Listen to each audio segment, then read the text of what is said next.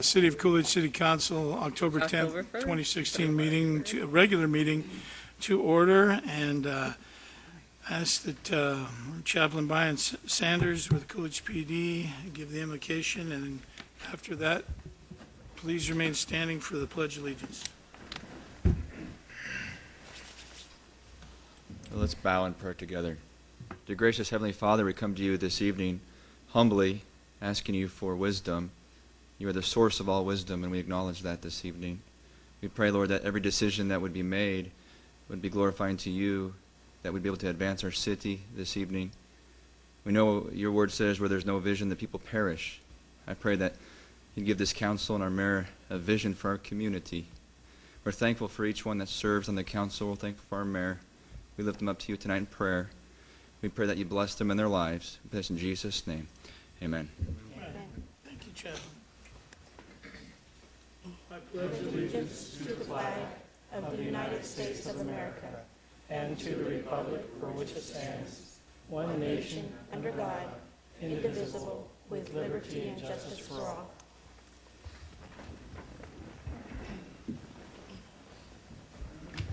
Thank you. Norma, call the roll, please. Councilmember Gilbert Lopez. Here. Councilmember Steve Hudson. Here. Councilmember Robert Huddleston. Here. Mayor John Thompson. Here. Vice Mayor Jackie Henry. Here. Councilmember Gary Lewis. Present. And Councilmember Tatiana Murrieta. Here. Thank you. Thank you, Norma. Item number 4, introduction of new employees of the City of Coolidge. James, welcome. Good evening, Mayor, Vice Mayor, and Council. Certainly, you realize with any organization, its greatest assets will be its people. The list of people that we have hired for the City of Coolidge have made us a stronger team. This list that I'm going to read off will actually include people that have been hired from March of 2016 forward, right up until October the 3rd. If you're here, I know that we have several that aren't going to be able to make it tonight, but if you're here, if you'd please stand when I announce your name. For Public Works, Demetrio Valdez, Jeremy Hoover, David Hammondtree. Then for the courts, we have Miss Mariah Cavazos. Hope I pronounced that correctly. Finance, Miss Mary Siles. Our new admin assistant, Sienna Castillo. In Parks and Rec, we have Jose Bandilla, Danae Blackcloud, and Jack Heat. Excuse me. For the PD, we have a new records clerk. Her name is Swan Arnston. And then in the library, we have a new librarian from the great state of Texas, Miss Lanita Hidalgo. All right. We'll just give them a hand. Thank you. Thank you, James, and welcome aboard, everybody. We're glad to have you. Item 5, proclamation, Domestic Violence Awareness Month, October 2016. I need to find the proclamation. Okay, Domestic Violence Awareness Month, October 2016. Whereas 1 in 3 women and 1 in 4 men in the United States have experienced some form of domestic violence, and whereas every 9 seconds a woman is abused in the United States, and 72% of all murder-suicides involve an intimate partner, and whereas 1 in 15 children are exposed to domestic violence each year, and 90% of these children are eyewitnesses to the violence, and whereas in 2012, Arizona ranked 8th in the nation in femicides per capita, and whereas in 2014, there were 109 domestic violence-related deaths in Arizona, and whereas Pinal County law enforcement responded to over 3,800 domestic violence calls in 2014, and whereas the Coolidge Chamber of Commerce and the Pinal County Attorney's Office strive to bring domestic violence awareness to our community, now therefore I, John Thompson, Mayor of the City of Coolidge, do hereby proclaim October 2016 as Domestic Violence Awareness Month and urge our community to assist victims of domestic abuse and sincerely thank law enforcement for the assistance provided to all victims. Okay.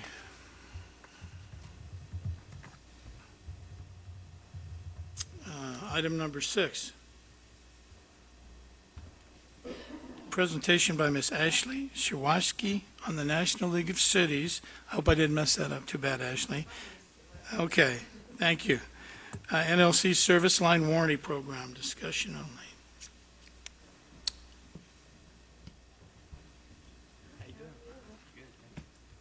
Good evening.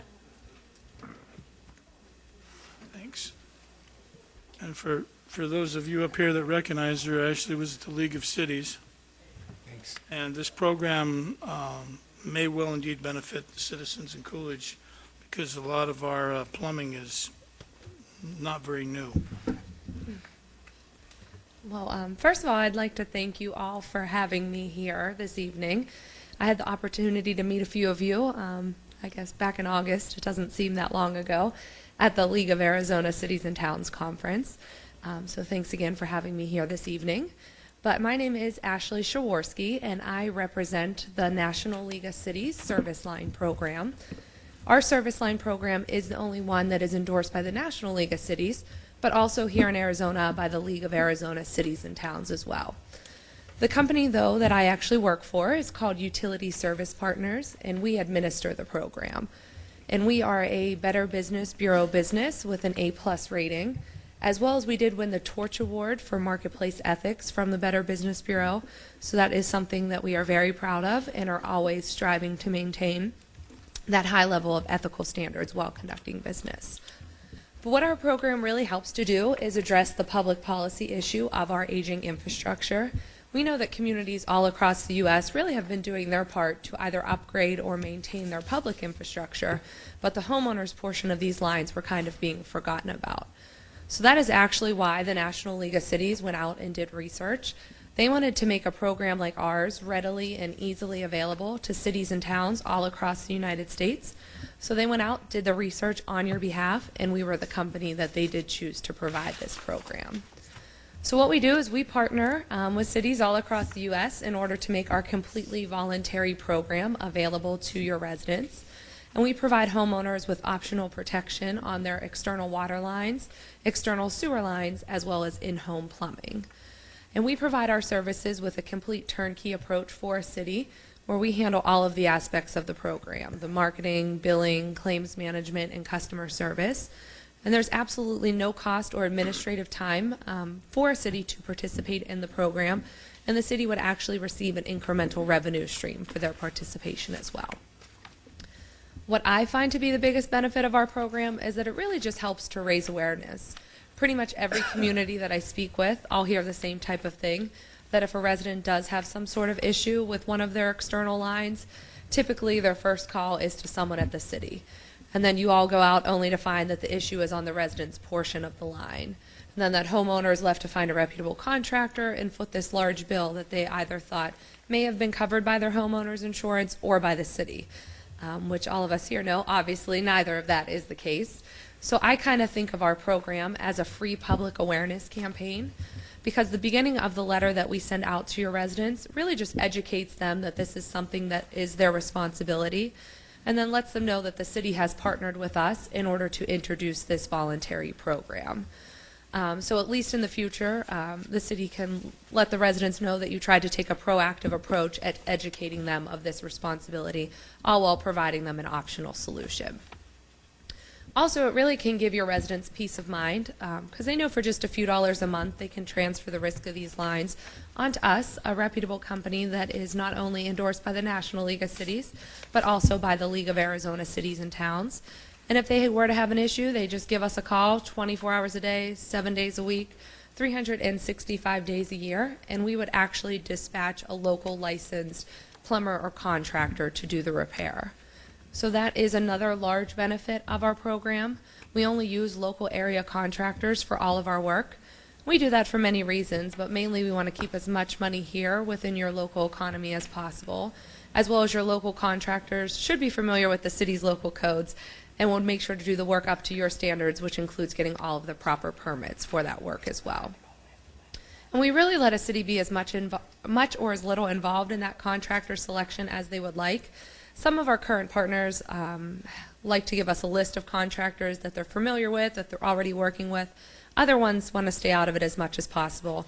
Either way works for us, but with all of our contractors, we go through a vetting process where we make sure that they are licensed, have the proper amount of insurance, don't have open complaints with the Better Business Bureau, as well as we conduct background checks, because we just want to make sure that it's someone that your homeowners are comfortable with coming to their home as well as potentially inside of their home. As for our coverage, we offer 3 completely separate optional and voluntary programs. We offer the external water line coverage, the external sewer line coverage, as well as the in-home plumbing. The 2 external products are set up very similar, where we begin to cover those lines wherever they become the resident's responsibility, all the way to where they would daylight inside of the home. So if a homeowner were to have an issue, whether it's a broken, cracked, leaking pipe, a tree root issue, a clog that needs cleared out, anything that really would impede the flow of those lines, they give us a call. We send out one of those local contractors.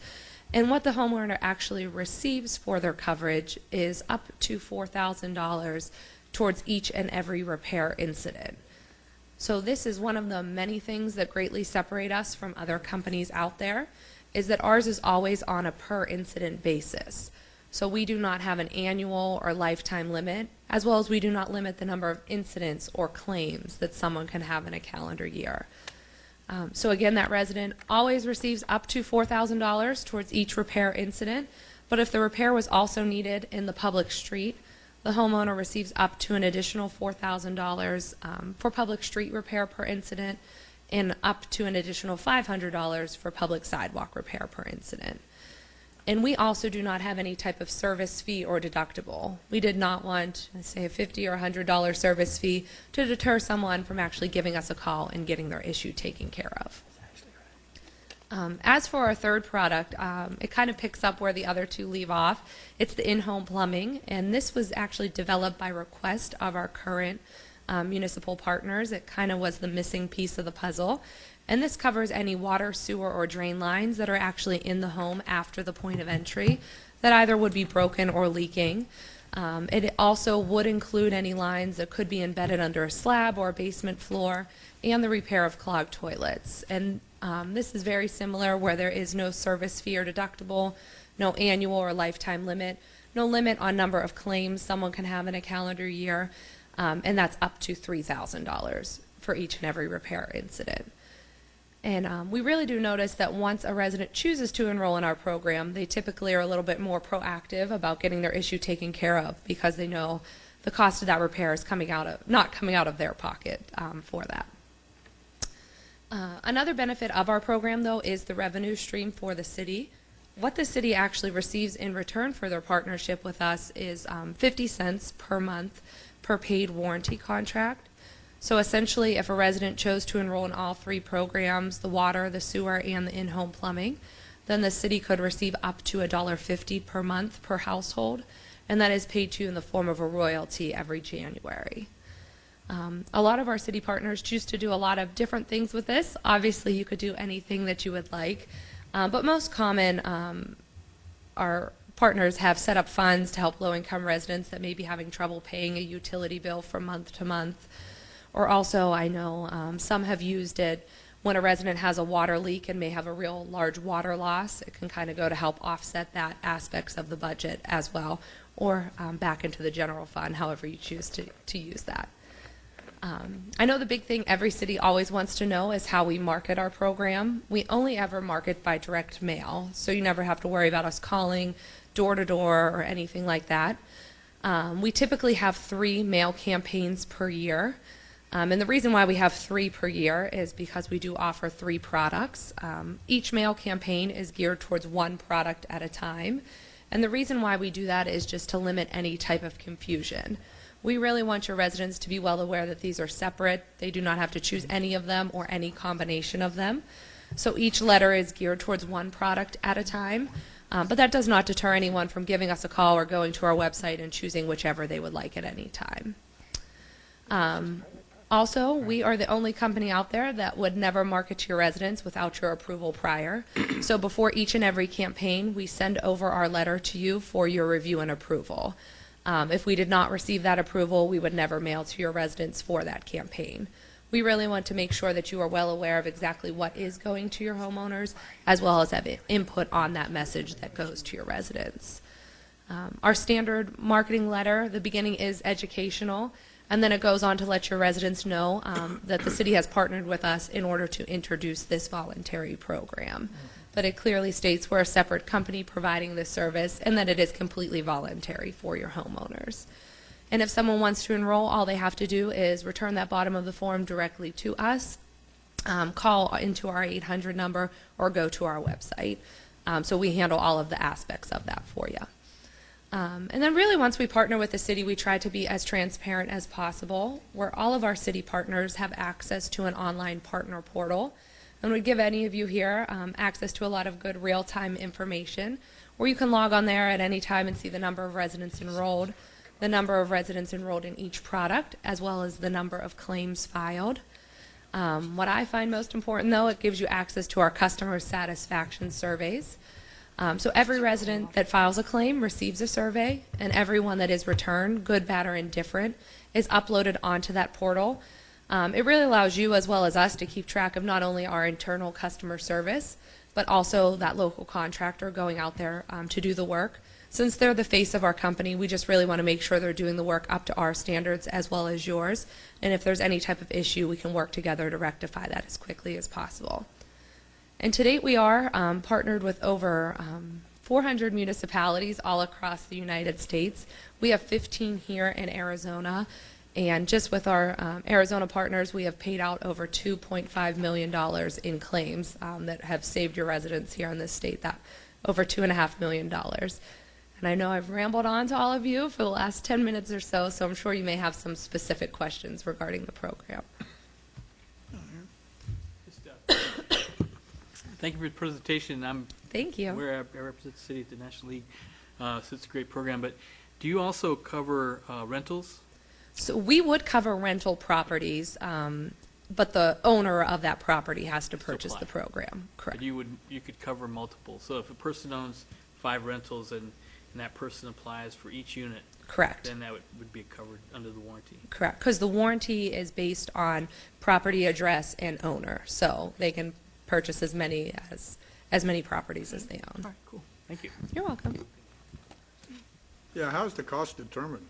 Sure. We offer standard pricing. So our pricing for our external sewer line coverage is $7.75 per month. The external water line coverage, I believe your residents are responsible, I think, just to the property line or curb stop for their water line. Then it's $5.75 per month. And then the in-home plumbing is $9.99 per month. So it's a set price no matter how big the home, small the home, price Correct. of the home, or anything? Yeah, we offer standard pricing to all of our communities across the U.S. pretty much that have 50,000 households and under. We're able to offer those standard pricing and standard benefits because of our 400 partners, so it allows us to spread the risk and offer those same benefits to all of our residential partners. Thank you. You're welcome. So basically, for all 3 combined, it's just under $25 a month, which, you know, for a homeowner, especially if you're going to have water problems, if you think about each problem is going to probably be closer to $1,000, I'm guessing, or more. So even if you saved up, chances are you're not going to save that much amount anyways, because you got, you know, have things going on. Mm-hmm. So for $25 a month or less, to get pretty much your damage fixed for nothing, that's probably one of the better deals I've ever heard of. Even if you just choose the one for the in-home, which seems to be the most common, $10 a month, and then if something breaks under $3,000, you don't have to worry about it. I mean, you're paying $120 a year. I know the in-home has been our most utilized recently with just the coverage of repair of clogged toilets, because if you just had a plumber come out just to do that, it'd be well over $100. I know the sewer, on average, is the most costly repair per incident. So even simple toilet issues like that, they come out. So even for your $10 a month, Correct. that's cheaper than a plunger. correct. To be honest with you, because Correct. know these days, yeah, I mean, it's, they're, especially if you have little kids, who knows what you're gonna find inside the toilet. Yeah, at first, It's a good deal for the at city. first I thought it was a racket, but it's a legitimate business. And when I heard it's $120 a year, you can spend that just having a guy come over on Saturday, so. Yeah, even if you just do Yeah. the in-home thing, I mean, that's, And we do have a lot of older infrastructure here when it comes to water lines and plumbing, so this is affordable for our residents, so I think it's a good program. especially the neighbors who live with the leaks, the pipe issue on that side of town. There are some. Yeah. Do you have anything? Okay. Anybody? We good? Well, thank you very much. Okay. Well, thank you very much for having me, and if any of you think of additional questions, my information's in there. Don't hesitate to reach out. So if we want to go ahead, we're not voting on this, it's discussion, but if we want to proceed with this, you contact the city manager, or what are we going to do, Rick? Yeah, I think, first of all, I'm intrigued. I think it's a great program, and I know the mayor was excited to hear about it at the League of Cities, but I have one other question, if I may, Mr. Mayor, just the rates that are set, what's the incident of those rates increasing, and how long is the guarantee for this? Sure. So what I'll do, a two-part answer.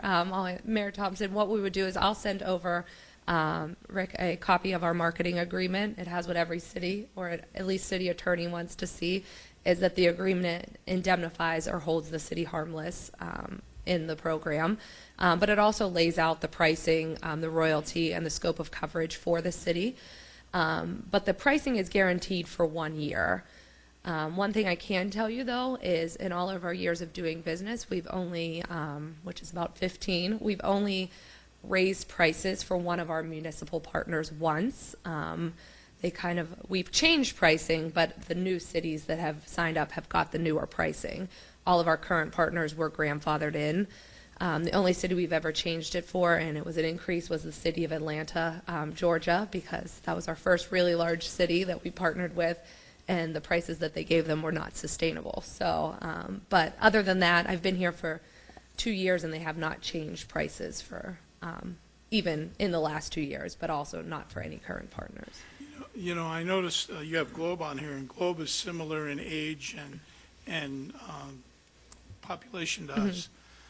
Do they have a lot of, do you have any idea of how many claims they filed in the last? I can get all of that information for you. I actually just got it for Brent, now in Florence. Who was in Globe? Yes. Yeah. So I'm going to Florence a month from now, so I got him all of that information. But I can definitely get that for you. I know they have a decent amount, just off the top of my head, they had a decent amount of people enrolled.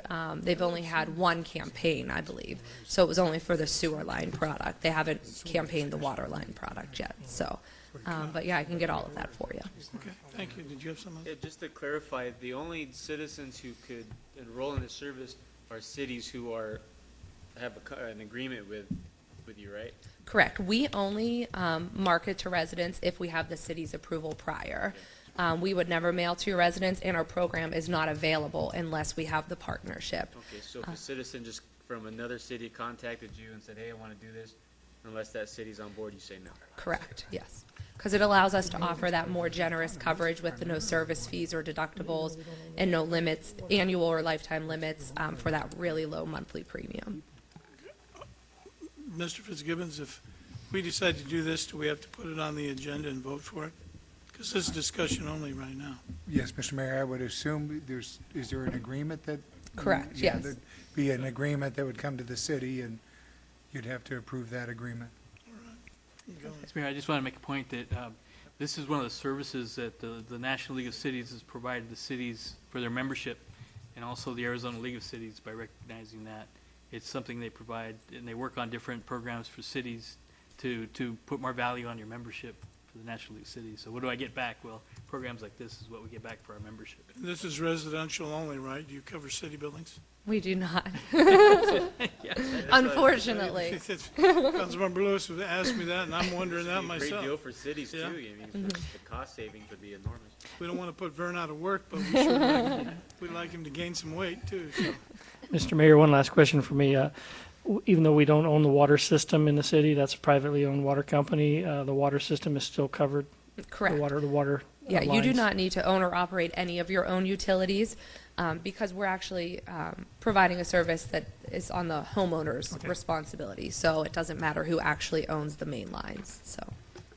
And I guess I understood, I want to make sure, this doesn't cost the city anything, and there's a possibility the city could make a few dollars. Correct. And our citizens would get good rates on essentials when it comes to plumbing. Yeah, the only thing we need from the city moving forward is before each campaign, we will send over that letter for your review and approval. So that's really your responsibility moving forward. Okay, thank you. Thank you very much for having me. Oh. Yeah, things come to me as Oh, sure. So once we agreed all this and the council does what we have to do to vote for it, is there any way to do some kind of like public meeting so we can let the public come and they can ask these questions before maybe signing up? Sure. Some kind of like, I don't know what you would call it, like a special public, whatever we want to call it, information meeting or something? Yeah, I definitely can come, and if you want to hold something like I know a lot that. of homeowners, they'll get this in the mail and be like, they're going to do this, right? But they can come and ask you questions and actually see more than just what we got to say, that this is probably one of the better deals they're going to get. And probably save them thousands of dollars in the long run, especially if you can just call the plumber once a month, you're going to save money there anyway. I just think it'd be better if they can come and actually hear what you got to say before, so when they get these little things or flyers in the mail, they just don't throw them away. Yeah. We also, I definitely could come and do that for you all. But what we also do is we give you the exact date that the letters are mailed. That way you know exactly when the residents should be receiving the letters. And we will provide you with a customized press release that you can use in any media source of your choice. But that, first of all, gives homeowners a heads up that they will be receiving this letter in the mail. Also, it kind of explains the partnership, but most importantly, as another avenue that they have our phone number and our web address to call us with any type of questions that they may have. And we'll also give you the same type of thing, a web banner that you can put on your website or any social media page. That is another avenue to direct them to us with any questions and alert them that they will be receiving a letter. Okay. Thank you. You're welcome. Good enough. All right, well, thank you, Ashley. All right, thank you. Hopefully you'll have to come back when it's snowing where you're from. I know, I'll take it. I live in Pittsburgh, Pennsylvania, so I will be fine leaving there in the middle of winter. Thank you very much. Our winter doesn't start till February, so you're Yeah, good. you'll be safe. I would be fine with that. Ours probably is starting right now. Next item on the agenda is call to the public. That is a portion of the agenda where you have 3 to 5 minutes to come up and address the council. We were not able to answer back, but we will listen to what you have to say and put you with the correct staff member to maybe get your concerns answered. When you come up, state your name and your address, if you will, and we're ready to go. Good evening, Mr. Mayor, Vice Mayor, council members. My name is Rod Gibson. I reside at 1167 North Main Street here in Coolidge. And I just wanted to take a minute to say a few words of appreciation to city management and specifically the Public Works Department for the decision they made in the not too distant past regarding recycling here in Coolidge.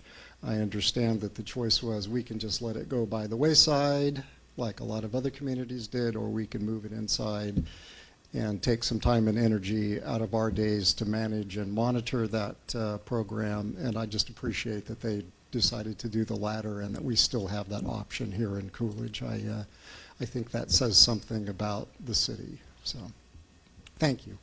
Thank you, sir. Anybody else want to address the council tonight?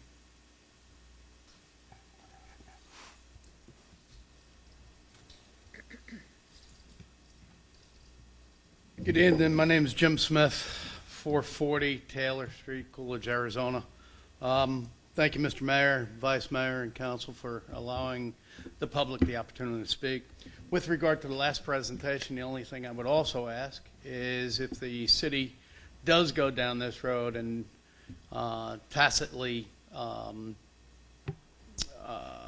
endorses this firm, if the city council could also review the contract with the citizens and not just the contract with the city itself.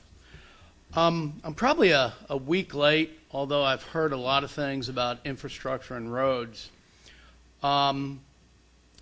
The city and every city in this country needs to develop alternative methodologies of funding any infrastructure, whether it's a road, whether it's sewer systems, because it's extremely expensive. One of the issues I have with this public portion is the public stands up, they say something, the council sits there, and because of your policy, there's no response.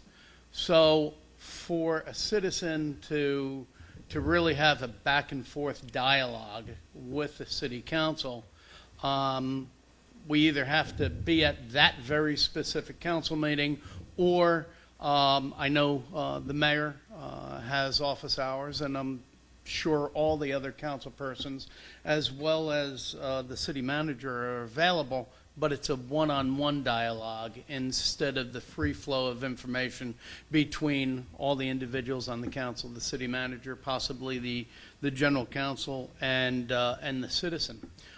So if that could be looked at to see how there's a more open dialogue with the citizens, because I'm sure everybody's got good ideas, and I think we should hear them. And everybody's busy, and making a specific council meeting is relatively difficult. But when we vote on expenditures, whether it's roads, whether it's fire trucks, whether it's police vehicles, the citizens of the municipality or the city don't know what sources have been looked at. So I took a quick look tonight before I came to this meeting because I did want to speak about roads. Central looks beautiful. I understand the city manager and some of the council may have issues with it. I anticipate Main Street being done, which is in front of one of our businesses, which is fantastic. But how do we pay for these? And how are the citizens of the city of Coolidge assured that we've looked at every possible alternative? Now I'm going to shoot out a bunch of acronyms here. And you have to step back and you have to ask yourself, has the city looked at all these alternative funding sources before we take it out of tax dollars, whether it be interest payments, whether it be floating a bond? But from the federal side, there's CMAQ, HSIP, STP, Tiger, TAP, TIFIA, RIF. We have a railroad that runs through Coolidge. Local, we should look at bids. And I'm not talking bids, I'm talking business improvement districts, JVs, TIF taxes, crowdfunding, PATs. Arizona doesn't allow a local option fuel tax. But when was the last time we went to our legislature? I know he gives quotes in the newspaper, but have we sat down with them and said, what do we need to do to pass it through the legislature to get a local option fuel tax or a local vehicle registration fee? There's also there's $40 million available under the U.S. DOT Smart City Challenge Grant, where they're giving $40 million to one municipality for the municipality that has the most ingenuitive idea on how to improve roads. Vehicle tax, P3s, or VMT fees. Are we looking at public-private partnership closely enough to offset some of the costs? The other thing is, I understand that it isn't this council's doing that the streets are in the condition that they are. And I understand you've been left with a bag of whatever they use out there in the fields, and you've got to fix it. And what I'm saying is, don't necessarily look at your citizens entirely to bear the burden. Don't necessarily look at the state or the federal government, because the condition of the state and the condition of the finances of the federal government, those funds are drying up. We need to be ingenuitive to resolve the issues that we have. Thank you very much. Thank you, sir. Is there anyone else that wants to address the council? Okay, seeing no one step forward. Next item on the agenda is approval of minutes, discussion, and action. Item 7, the City Council regular meeting, September 12th, 2016. Item 8, City Council study session, September 26th, 2016. And item 9, City Council regular meeting, September 26th, 2016. Are there any corrections to the minutes by anyone up here? No? In hearing none? No. Motion to improve 7, 8, 9. Is there a second? Second. Okay, motion and a second, all in favor? Aye. Opposed? Okay, that was carried. Need to move into a public hearing? I mean, no, we just move into it. Okay, well, then I'm going to move into a public hearing on item number 10 to receive public comments on a portion of land located in sections 4 and 5, Township 6 South, Range 9 East of the Gila and Salt River Basin Meridian, Pinal County, Arizona, comprising approximately 318.2 acres, more or less, known as the Coolidge Airport 2 annexation. Mr. Miller, that's you. Mr. Mayor, members of the council, I'll just pull up a real quick map.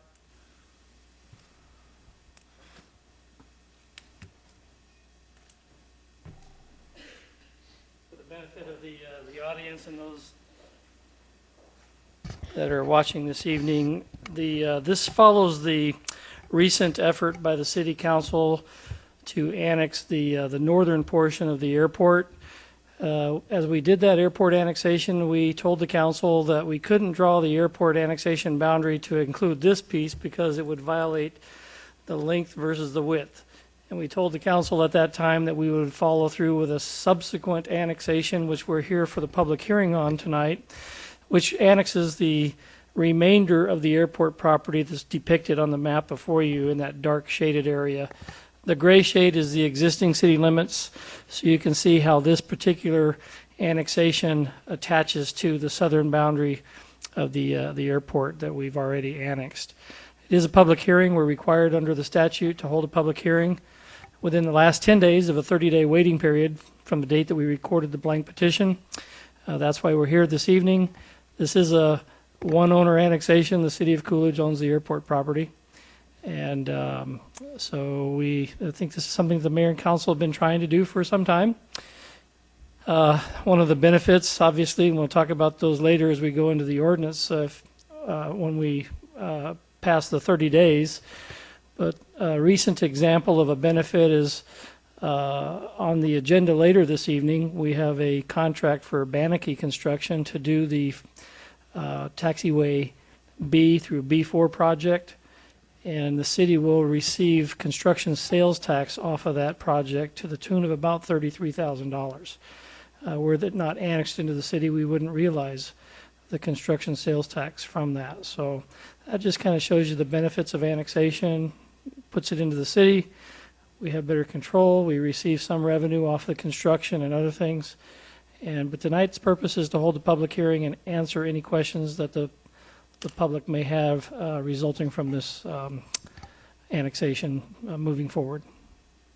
Thank you, Mr. Miller. This is a public hearing. If there's anybody in the audience that wants to address this issue, please step to the podium and let us know how you feel. Okay, and seeing no one come up, anyone up here have anything to say? Council members? Happy to see you go forward, Mayor. Yes. Ditto. All right. Then in that case, I guess we need to move out of the public hearing into the business items for consent. And I would ask the council members if there's any items that you want pulled off, let me know now so I don't have to read them. 19. Councilmember Lewis? Like you're waiting for one from me. Well, I mean, you don't necessarily have to. Go with 12. Just, there you go. Okay. Yeah, it's just a random. All right. So I'm gonna read all the rest. Actually, I don't normally see any on here. Okay. Item 11, consider approval of renewing the planned maintenance agreement and addendum with Cummings Rocky Mountain LLC for the service on the Police Department emergency backup generator in the amount of $2,102.50 for FY 16-17 budget year. Item 13, consider approval to unfreeze $10,000 in capital sales tax fund budget to purchase new computers for various departments.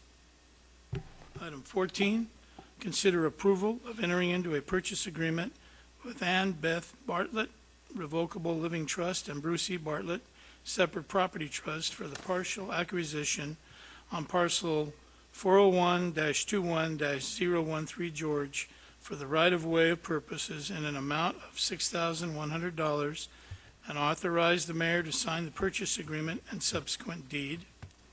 Item 15, consider approval of entering into a purchase agreement with Bartlett Farms, Inc.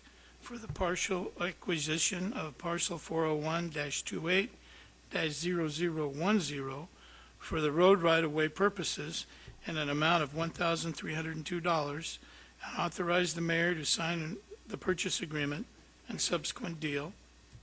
Item 16, consider approval of entering into a purchase agreement with El Paso Natural Gas for the partial acquisition on parcel 401-21-013D and E for the right-of-way of purposes in an amount of $14,725 and authorize the mayor to sign the purchase agreement and subsequent deed. Item 17, consider approval of entering into a purchase agreement with Janus Morgan Trust for the partial acquisition of parcel 401-21-013 Bob for the right-of-way purposes in an amount of $3,900 and authorize the mayor to sign the purchase agreement and subsequent deed. Item 18, consider approval of entering into a construction contract between Banachie Construction, Inc. and the City of Coolidge for the Taxiway B-B4 rehabilitation project at the Coolidge Municipal Airport. Okay, if there's no questions on this, I need a motion to move. Mayor, I move to approve Is there a second? items 11, 13, 14, 15, 16, 17, and 18. Okay, Norman, choose your second. There's a motion and a second. All in favor? Aye. Opposed? Thank you. Move back to item 12. Consider approval of accepting FY 2016 Arizona Homeland Security Grant Subrecipient Agreement Number 16 AZDOHS-HSGP-160301-01 in the amount of $89,400 for interoperability communications for the Coolidge Fire Department. Okay. Chief, Councilmember Lewis, Can we add some more letters and numbers in that? I don't know. I hope not. This grant is so that the fire department can purchase radio equipment. The radio equipment we're looking at purchasing is the P25 Phase 2 radio equipment that will be dual band. Technically, we could go a tri-band, but we're just going to stick with the dual band equipment to allow us to do our current VHF communications and also have the 800 megahertz capabilities. About 2.5 weeks ago, the Sheriff's Department started transitioning all their stuff to the 800 megahertz. Most of the communications for public safety is heading that way. This grant allows us to take a pretty good step in that direction. So, just asking permission to accept the grant, the mayor to sign it, and for me to administrate it. Okay. This isn't my question, but I know somebody else might want to know. Is there any match for that? No. All right. Now, on the radios we're getting, is there going to be any issues, like if we have to send our guys to assist another agency, are our radios, are these going to be able to communicate on other systems? Yes. The nice thing about the Phase 2 radios is we can stay with the analog side of it, or we can go to the digital side, or we can use mixed mode. So with this, we currently don't have that communication capability with Florence because they went to the digital side, and right now we have non-compliant radios, so we don't have any digital capacity. This will also ease some of our problems when we respond with Gila River or if we go and have anyone come down from Apache Junction or like Chandler Gilbert on a major incident for like hazmat. And it also helps us with Maricopa and Casa Grande if they come over for TRT or hazmat calls. All right. And they compatible with the ambulance services too in the area? The radios would be... Well, that's UHF. We'd have to go to a tri-band radio, which increases the price. So we'll maintain the current analog radios we have for that purpose. Okay, so they'll just carry 2 radios, one for the... Mm-hmm. Okay. Anybody else? Chief, this kind of goes hand in hand with what happened on the Homeland Security after night, trying to get everybody on the same Yeah, page. this is a piece of it, and so we're probably a little behind the 8 ball on this, which is fine because we're able to get into the phase 2. Like the Sheriff's Department has the phase 1, and now they're having to switch to phase 2, and that's necessitating them swapping out their entire radio system. So this is kind of good timing for us. Okay. That's great. Anybody else? No? Motion to approve. There's no further questions. Is there a second? Second. There's a motion second. All in favor? Aye. Opposed? Thank you. Thank you. Thank you, Chief. Thank you. Item 19, consider award of bid to BBAR Consulting for housing rehabilitation services, authorizing the mayor to execute the housing rehabilitation agreement between the City of Coolidge and BBAR Consulting. Jill? Good evening, Mayor and Council. Before you this evening, we do have recommendations of award of bid and contract to BBAR Consulting/Enterprises. Under the Housing Rehabilitation Program, of course, we do an assessment of the property to determine the level of assistance to provide, whether the house can be repaired, or if the condition of the building requires a full replacement. BBAR has been our current contractor to do that assessment. They develop the environmental review, they write a written scope of work as well as drawings for the property, assist with the bidding process, monitor construction, advise staff when draw requests are eligible. We do pay the contractor on a draw schedule, not the horror story where you pay a contractor the full amount of the cost and then the contractor skips town. Our guys don't do that. They know they get their money on a progress payment, and then coordinate with our building department on the building department's inspections that are going on to make sure that we have the best property built. So this evening we do have the bid process. We did submit and advise numerous firms of the bidding opportunity. We had 14 bid packets that were mailed out. Only 1 bid response from BBARs. You can see we had a selection committee review the proposals.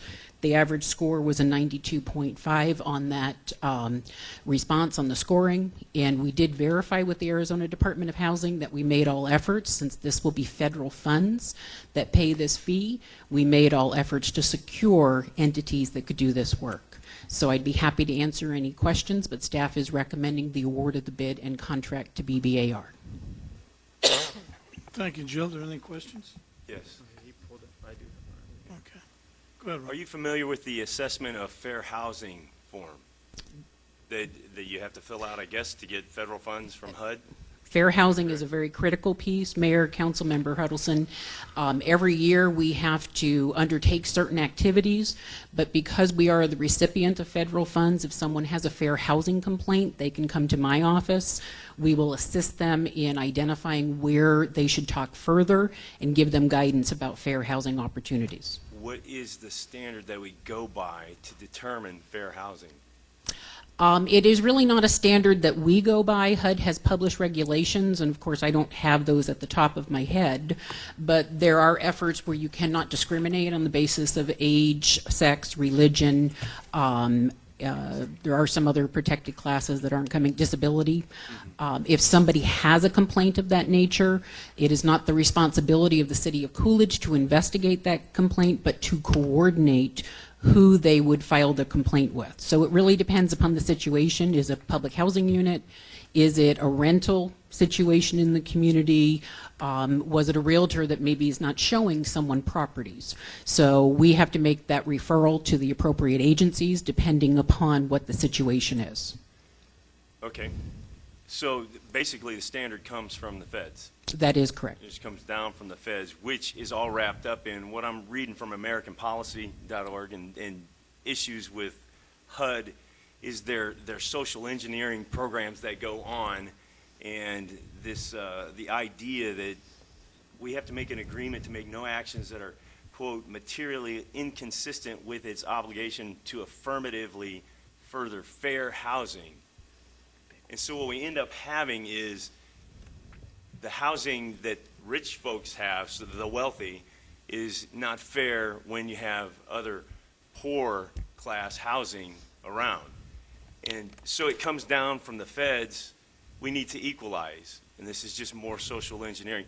So I'm going to vote yes because I realize at the same time, they've already taken the tax dollars, they put it in a big pile, then they have us come and ask for it back. As everyone here knows, if we don't apply for it, somebody's going to get it. But I don't want to do it without at least acknowledging the fact that it's unbiblical in the first place to take from some and force them to do it. The biblical process would be, if you want to go and tax somebody, ask them to help. Private citizens go along and ask each one of them to help out. Will you help? Will you give a helping hand? Not force people to do it. But I understand at the same time, they already have the tax money, and Coolidge citizens would be wanting to get that tax money back, and I don't blame them. But anyway, thanks for clarifying on that. You're welcome. Councilmember. Well, I don't know how I'm going to follow that, but I don't know what happened there.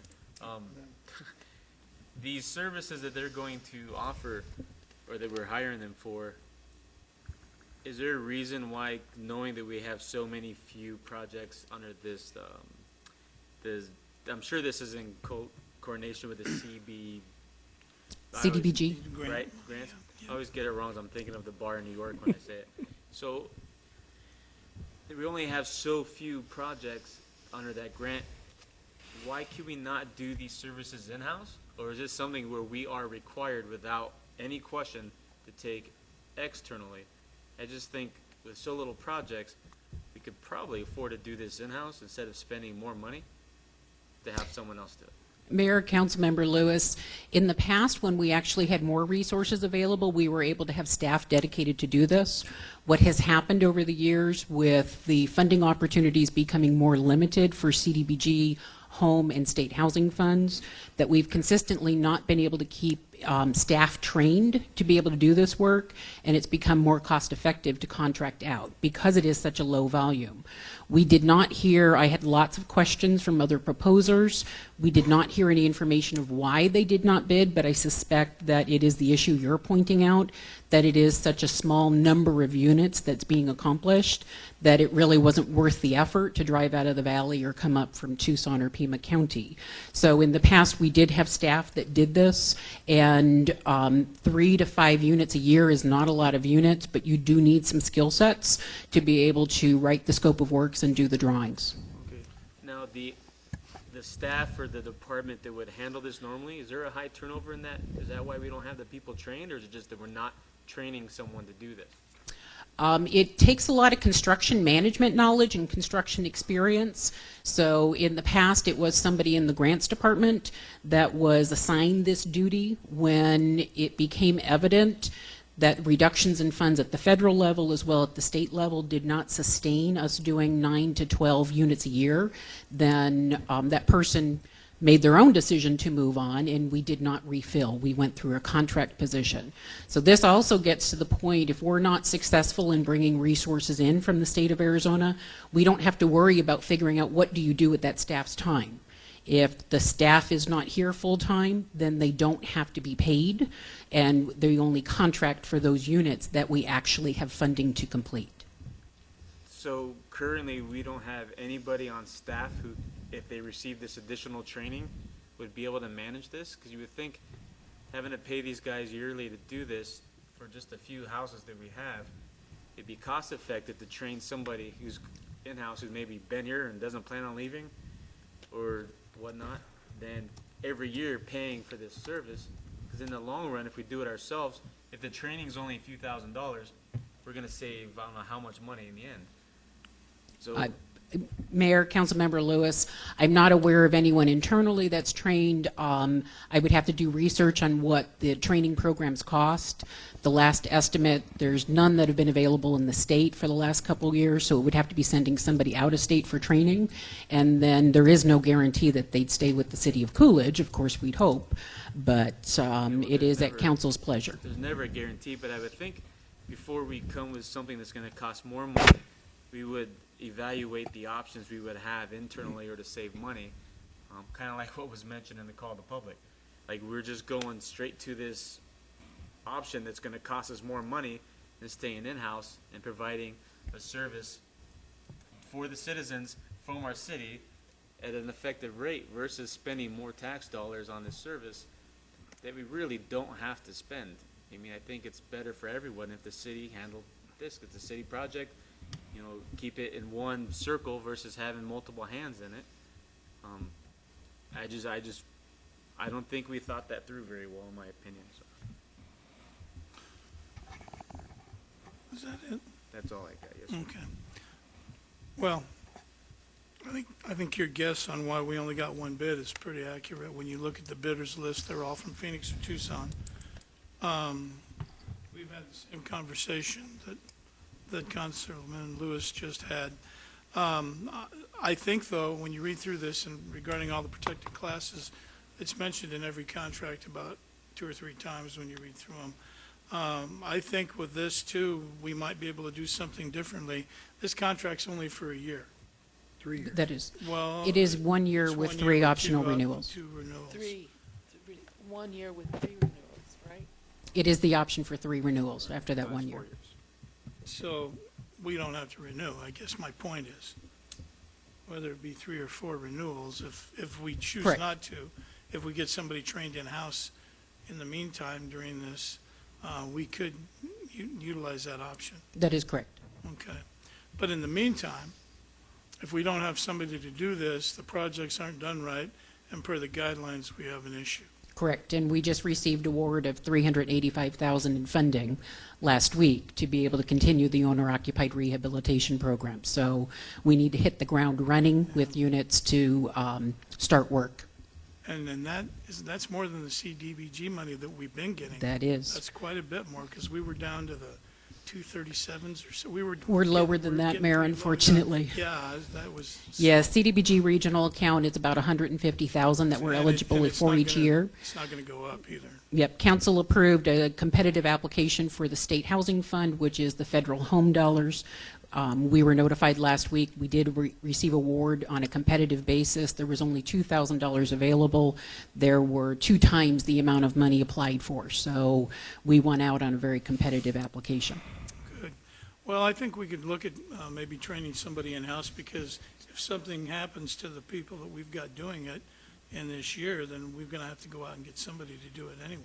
Right. So we need to look at a contingency plan to back up this, and then take a look during the next budget session and training on how we want to, deal with this issue. And how cost effective it How is. cost effective would be, yeah. Okay. Anything else? Gil? Just as you guys know, I do this in Glendale. That's what I do. I manage a team of 10 people that deal with about $3 million a year, and we leverage out millions more beyond that. But the thing is, it's not just housing construction rehab. You can't put your building official or building inspector on it, because there's a conflict of interest, because they're inspecting the work that's being done, so they can't manage it. The other thing is, you have all these cross-cutting federal regs, that also apply. So you not only have to train your staff on construction, but all the other regulations, because if you mess up, then the city's on the hook to pay that federal money back in non-federal sources. So it's not you give back the federal funds, you pay it back out of your general fund. So you have to be sure that, and I don't know if the state applies that same standard to us, but I know HUD applies it to all the big cities, and so we're always very careful, and staff goes to a lot of training. It costs money, and we try to not spend as much as possible on webinars and going to peers, but it's the other training also that really takes, it's really important. Just so you know, it's not just the construction part of it. It's Section 3, a whole bunch of other things that you have to look at. Like we did, remember when we built the transportation and there was an issue with Davis-Bacon. Let's see, so you missed one of those. Luckily, we got a reprieve.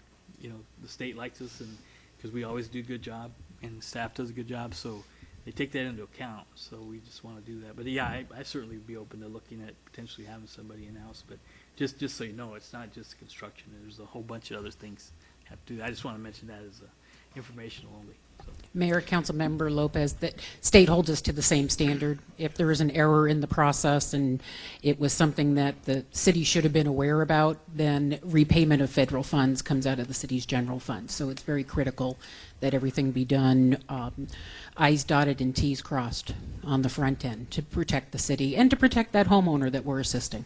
Yeah, taxpayers might lose a lot of sleep over that. Mr. Mayor, if I could, I agree 100% with the conflict of interest. I know in the time that I've worked with in Casa Grande with Rosa Bruce, who's affiliated with BBAR, and in Eloy and others, there have been times when homeowners have expressed concern about the contractor or about things, decisions that were made or issues that have come up that have presented a conflict or a problem that we've had to address. And it would be very difficult for us to address those issues if we were the ones overseeing the construction and inspections. It just gives an avenue for them to discuss with us the issues, separation that's needed to make it fair. Thank you, Mr. Miller. Anybody else? We good? Okay, if we're done with the discussion, I need a motion. Mayor, with no further discussion, I make a motion that we approve item agenda 19 as read. Second. Okay, motion and a second. All in favor? Aye. Opposed? Nay. Okay. Thank you. Thank you. Business under regular items. Item number 20, consider approval of the liquor license application number 1013284, submitted by Mr. Kim K. Kalawaski. Kwiatkowski. Thank you, Chief. For the Circle K store number 2943, located at 495 South Arizona Boulevard, Coolidge, Arizona, 85128. Welcome. Mayor Thompson, Vice Mayor Henry, and Council. The Police Department has conducted the required investigation and has found no reason for the denial of Kim Kwiatkowski. Kwiatkowski is a bona fide resident of the state of Arizona. A background investigation was completed, and Kwiatkowski was not found to have anything in his background or with any of the board members listed in the application that would be cause for the rejection of his application. Currently, Circle K store number 2943, located at 495 South Arizona Boulevard, Coolidge, Arizona, 85128, possesses a Series 9 liquor license which allows the sale of all liquor. The approval of this application, number 101-13284, will grant Circle K store number 2943 with a Series 10 liquor license, which allows for the sale of beer and wine only. Circle K store number 2943 has no recent liquor violations on file with the Coolidge Police Department. Based on the investigation completed, I see no reason to deny the application request. Okay. Anybody have any questions? Two questions. The address given is for the current location, but they're moving in a matter of weeks, I believe. Oh, we're talking about the south one. Oh, this is the other one? This is the South Circle K. Okay, never mind. Okay. And well, the other question was, just one verification, the same process that we use for every other applicant was the process we follow now. There's not different. I'm not sure that I We've understand. done the same procedure for this The gentleman same as background? for everybody else? The same background? Yes, sir. Correct. Okay. Chief, that was going to be my question, but it seems like it's already been asked and answered. So without anything else, I look for a motion. Move to approve. Second. Got a motion and a second. All in favor? Aye. Opposed? Okay. Item 21, consider approval of holding a special meeting on October 17th, 2016 at 6 p.m. Mr. Miller, that's you, isn't it? Sure, I can do that. Mr. Mayor, members of the council, I know this week there was some conversation about some issues related to conversations regarding the transportation improvements and some of the need to call a special meeting to talk about how we might secure or lock in the interest rate on the financing that was talked about to the mayor and council recently for financing the street improvement projects that have been discussed. This would not, by holding this special meeting on the 17th, would not obligate the council to any kind of a loan, but we would like to have a special meeting so we can sign the necessary paperwork to give the city manager authorization to sign the paperwork to lock in those rates. Otherwise, we may see an interest rate hike, which we wouldn't really want to see. That was a very favorable rate that was discussed. We are looking into some fees that are going to be charged through this process and trying to figure out what's the best course still. So we'll have more of that information for you later. But in order to lock in a rate, we need to have a meeting next Monday night, a special meeting, and I'd be happy to answer any questions that you have.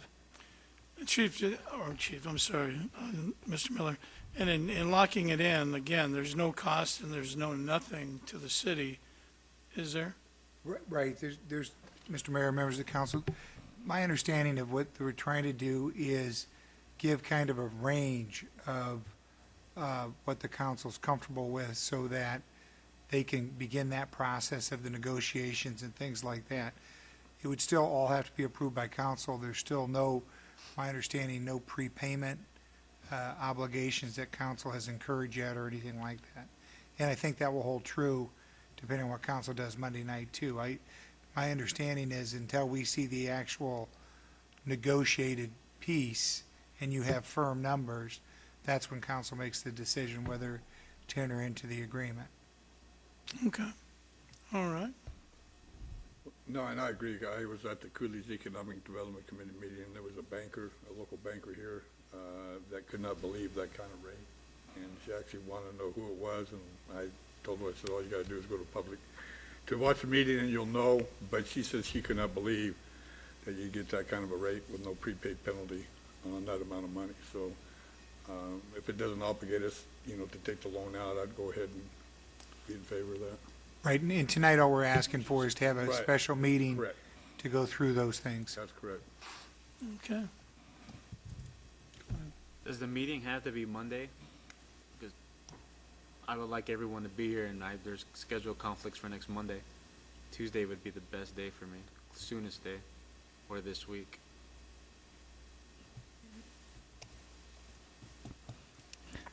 Tuesday. What is next Tuesday? I'd rather do it on 17th is Monday. 17th is Monday. 17th would be a Tuesday. Okay. Yeah, I can't do anything this week. I could send somebody else. I have a meeting Tuesday, but I could send somebody else. Next Monday's fine. Monday's the only good day for me. Yeah, I can do Monday. I won't be here then. I'll just oppose the hell out of it on social media like I'm used to then. I can't lose a $300 day at work to be here for a 40-minute meeting. Mr. Mayor, members of council, this is just a request for a special meeting on that night. Has one unaware of any conflicts, so if there's a different night that's preferred where everybody can be here, we certainly doesn't have to be on a Monday night. It can be another night. All right. Well, it's Night that I has have to do with time. this next week. Well, I guess, I don't know. I mean, I would like everybody to be here, but sometimes you can't accommodate everybody. Can anybody make it on Tuesday? I'd have to check. I got a meeting tomorrow night, and I got a meeting Thursday night, so there's no way I can do it the rest of this week. I have to check to see if I got anything on the 18th. Well, there's, Why can't you do a teleconference with that meeting, or you can't even be on the phone at all? Not with my job, I do know. Okay, I just I'd be asked. almost guaranteed at the time of that meeting, someone's going to have a heart attack, and I'm going to be driving down the road with lights aside. Never fails. I can't plan anything when I'm working. Nor will they allow me to take time away to do a telephone thing. How about Wednesday evening? That would be the 19th.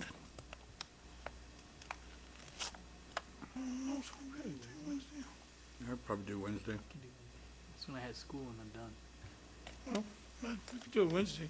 He's going to do what he's going to do regardless. He's already done that, so we can hold it Wednesday. It doesn't matter to me. That would work. Would that work for you, Gary? So, I'd rather do that than have it blast all over social media myself. He's going to blast it anyway, so. how about 6 p.m. Wednesday, the 19th? Would that be okay? 6 p.m. 12? This Wednesday? No, not No, this the Wednesday. 19th. Be the 19th. Okay, so we need to, you know, Just do it Monday. The guy who's working can't do it. Retired people aren't busy that week apparently, so just do it Monday. It's Wednesday. no? I'll do it Monday. I'll do what I gotta do on my own. Make sure everybody's aware what's going on, but just do it Monday. Fine. Let's take the vote. Need a motion, Mayor. All right. Is there a motion? I'll make a motion that we approve the special meeting on Monday, October 17th at 6 o'clock in the chamber. Is there a second? Second. All right. There's a motion and a second. All in favor? Aye. Opposed? Nate? All right, item 22, consider approval of an amendment to the City of Coolidge salary plan to change the position of airport manager from range 63, which is 52,431 to 78,647, to range 64, which is 53,741 to 80,612. This is discussion and action. Must be the city manager. Mr. Mayor, members of the council, I brought this up thinking that there's an idea that I have to do some reorganization within the city structure. I'm contemplating moving a person out of the building official position that's currently building official up to airport manager. Without naming names, this individual has a pilot's license now recently, is passionate about the airport, has some great skills when it comes to aviation and communications, and has built a great rapport with the tenants at the airport, understands Federal Aviation Administration requirements, and this position of airport manager is one step below what that position is right now. Contemplating if you would do this or agree to this, put that individual into the airport manager position, and then I would move our building inspector up into the building official position, and then not replace the building inspector. So actually, I think we'd see a cost savings. Airport manager would also continue to do inspections. He's trained to do that. Could do both some airport management, but on occasion do some inspections in town. Would continue to help in that regard. He currently, in the last several months, has been really our person at the airport. With all the commitments that I've had, dual roles, relied on him heavily to make things, to make sure that things are going smoothly out there at the airport.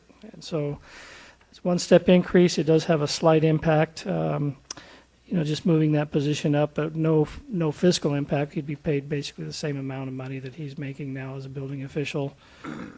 We'd promote another inspector to that position of building official. He has all the credentials to fulfill that role, and then we'd just contract any inspections out if there's increased demand for inspections. I'd rather contract out some help, maybe with a third party to come in and do inspections from time to time. So I think we'll see a benefit overall within the organization in this reorganization effort. Go ahead. I just want to say that I think having a presence out there, somebody from the city out there most of the time will be it's an asset to us. I mean, the airport has a lot that can offer the city. We just need to keep. I'd like to see it, and I know the mayor and council have expressed in the past that they'd like to see it run a little more like a business, and I believe that having someone out there more often, greeting pilots, working, with people that are having difficulties out there, whether it's a blowout when they're coming in for a landing or whatever. There's going to be some changes at the airport. You're going to see some major changes with some of our leaseholders, and I think this is a good move at this time. I know the council has expressed an interest in hiring somebody before. You're going to say, well, why are you changing your mind now? Well, I was doing planning director job or growth management, and city manager before. It's a different time today, and I think that this is a good move. Yes, sir. I agree, Rick, in light of what has gone on in the last 3 weeks. I think that we have to have a presence out there, and especially somebody like this guy's character that can get along with different personalities and take this airport to the next level. And with our annexation of it and us being able to generate some revenue, I think it'd be important to have our hands on there at all times. Mayor, I agree, and I think the communication has to be out there. So having somebody out there that's familiar with everybody and kind of can communicate really helps. And the fact that, and we've used other outside contractors to do inspections when we have big buildings like Wildan and some of the others, and so that's standard. We've done that for quite a few years. So I think it's perfect timing, especially the economy starting to, the city's going to continue to expand with Phoenix Smarts is actually under construction, so that's going to grow, and so we're going to see some I hope some dual business come out of it to the city. So we're going to see some increase in activity, I believe. So got to get ready for that. Report's key. Thank you. Good stewardship. We're going to be expanding. There's a lot of things going on. I think it's a good idea. So your plan is to not hire a building inspector? I think right now, the best way to talk is what's on the agenda, which is moving this, creating an airport manager, increasing the range from 63 to 64. Because we talk about everything else, I'm a little concerned about how this agenda language is actually written. So I'd prefer, if council wants to approve the amendment to the salary plan, how we fill the positions, that's for the city manager to do later on, and he can come and discuss that. We just don't have probably that wide of a discussion, agenda language here. Right now before council is just the amendment of the salary plan to change the position of airport manager, so. I agree with Dennis. I didn't mean to get into the specifics as much. I wasn't really naming people, but I felt you needed to know what the idea was for the justification. Anybody else? Yeah, so obviously everybody's been asking for a airport manager for at least the last 2 years. I won't speak beyond that. I just really I know this isn't part of the thing, but I take issue with why all of a sudden now it's okay to do this, and then it wasn't the last 2 years when we discussed. So to me, that's just kind of ironic. I wish the thing was a little more broad, so maybe I could say some things without Dennis telling me to shut up. But, if we're going to discuss this, there's a lot more that needs to get discussed. I don't understand the range difference much, but I do think we need someone to manage the airport and be just airport manager. Said that for 2 years. I think what the duties are clearly can be discussed, because that's part of the salary plan. Well, that's part of why I think the city manager wants to increase it. I think asking duties, what that person's duties would be, and I really don't why there's a need. I think all that's are fair questions. I just think if we start talking about who's going here and which position other than an airport manager is beyond the scope of this agenda language, and maybe we should have drafted it a little better when we thought about it. But I won't say what I was just going to say. But no, but I think you were going to ask about why now and why do I think it's more than just why now. For the last 2 years, we had the growth management director wear 2 hats. Why can't the new growth manager director wear the same 2 hats? It just, to me, it's okay to do it, and it wasn't okay to do it when we originally said let's get it done. And with the possibility of a position being eliminated to make this happen, I'm not too sure I'm okay with that. But that's the part where I probably shouldn't go into based on what's on here. But there's just things going on that people need to question, and they're not questioning, and it's bothering me. But so that's all I got. Okay. I guess we need to have is there a motion? Mr. Mayor, I move we approve the amendment to the City Council salary plan to change the position of airport manager from range 63 to range 64 as presented. I second it. Okay, there's a motion and a second. All in favor? Aye. Opposed? Nay. Okay, thank you. Report from the mayor, council, and/or city manager. We'll start down here at Gilbert. Thank you, Mayor. We had a really nice, I think, successful Coolidge Days this last weekend, and we made it all the way through the parade and still had candy at the end. That's pretty amazing because we always run out. That never happens. Yeah. So I went and loaded up with some more bags, and so it was really neat. So I think that'll be my last parade I participate in is on the fire truck. So Well, there it is was kind of a Veterans Day parade this year. Oh yeah, that's true. Mhm. Well, okay. Wow. Oh yeah. I get one more shot. All right. Cool. Got some more candy. There you go. Hope you saved it. I have to enter an old tractor or something in the parade and drive it myself. So that'll work too. Thank you. Yeah, I attended the Coolidge Economic Development Committee meeting. I went to the first fly-in, and I think I was leaving as you were pulling in, John. Pretty good turnout. I guess there was some meeting with had to do with airplanes or up in Prescott, and that's why everybody was talking about there wasn't that big of a turnout. But I think the Lions said they served 300 some plates, so I guess a pretty good turnout. You know, I've lived in Coolidge 35 years, and never knew that we did not have a flagpole at the fire department. And kind of amazing that you don't recognize something like that. But I did attend the flag ceremony at the Coolidge Fire Department. We do have a flag now in the front of the fire department, so I'm glad to see that. And then I did attend some of the Coolidge Days activities. So that's all I have, Mayor. Thank you. Parade was great. I was really hoping we wouldn't have any candy left because I knew my kids would want to take it all home, and we ended up with a stockpile. Not really a stockpile, but I was really trying to get rid of it. But it was an excellent parade. Good to see everyone out there. Hey, Mayor, excuse me for a minute. I wasn't at the parade. How did the parade turn out with the new, Central Avenue? I mean, the width of it and everything. Was there any issues? Well, I don't know. I didn't see any real issues. It is a little closed in, though, compared to the way it used to be, so. We had no issues or Citizen anything? comments online said it worked great for them. They appreciated it. And they had benches to sit on, too. Yeah. Some of them, so. Yeah, I was concerned about that, but we had the police up and down on the bicycles. Yeah, they were going back. Kind of backing people off of the fire truck, so that, I mean, we always don't want anybody to get hurt. And the that's all. revisions to the landscape, that the saguaro knives have been pointed Yeah, down. they kept People pointing down that appreciate way. Thanks, Susanna. Tatiana? Nothing. Gary? Yeah, unfortunately, I wasn't able to attend the first fly-in or the parade due to my wife's surgery and accident issue this week. I did manage to take my kids Sunday. Apparently, I was a couple hours earlier than what they were open, so we grabbed a couple of drinks and some kettle corn.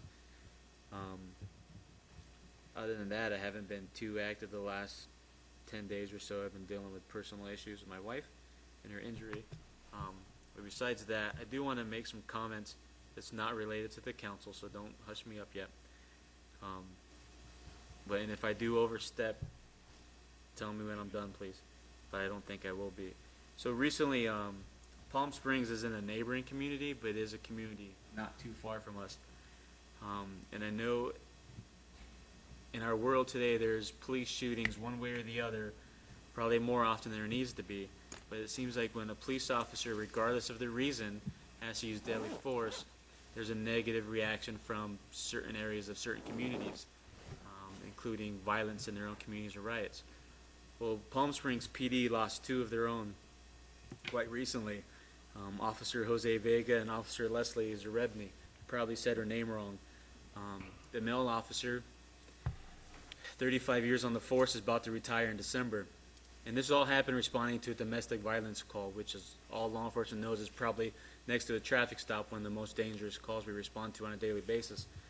And the female officer just returned back from maternity leave, 4 months as a brand new child, who unfortunately will no longer get to have that relationship that most of us enjoy with our parents. So I just wanted to pass on to our community members, and if I get choked up, I apologize, but I get kind of sensitive about these things. Just knowing that a family's not going to get to enjoy their father in his retirement, and then a little kid's not going to get to enjoy their mother at all. And the father's a law enforcement officer too, so the risk hasn't been taken away just by this death. As a community, I just ask on both sides, whether you wear a badge or not, use some civility, be nice to each other. I mean, firearms don't kill people, people kill people. Because I'll lay my shotgun on the front door and I'll be darned if it goes a day and it didn't kill anybody. I mean, so it's not the gun doing it, it's the people. And I think resorting to that kind of violence on either side of the coin, there's been just as many unjustified police shootings as there have been unjustified civilian shootings. And these needs to be evaluated. So I take issue with the violence on both sides, and I think it's something that's getting closer to our community than we actually think. We've had multiple shootings in our community in the last 60 days. That's no secret, so if no one knew about it, I apologize, but it's been happening. You don't see about it in the paper much, but it's been happening. Fortunately, we have not lost a life yet. And I just think we need to reevaluate our stance on some certain issues, and we need to ensure the safety of our community and of our officers. Because the last thing I want to do is see a shiny new road in Coolidge with a memorial train going down it and a little kid crying because they lost their mother. And that may sound outrageous to some, but it's the reality we live in. I've been to too many funerals. I've been to one. I didn't go to one, but there's been one last week in the community that I work in. And that's due to stress. The gentleman took his own life. It's stressful on both sides of the coin. So as a citizen, I just ask everybody just to be level-headed for a little bit. I mean, it's time to stop all the violence.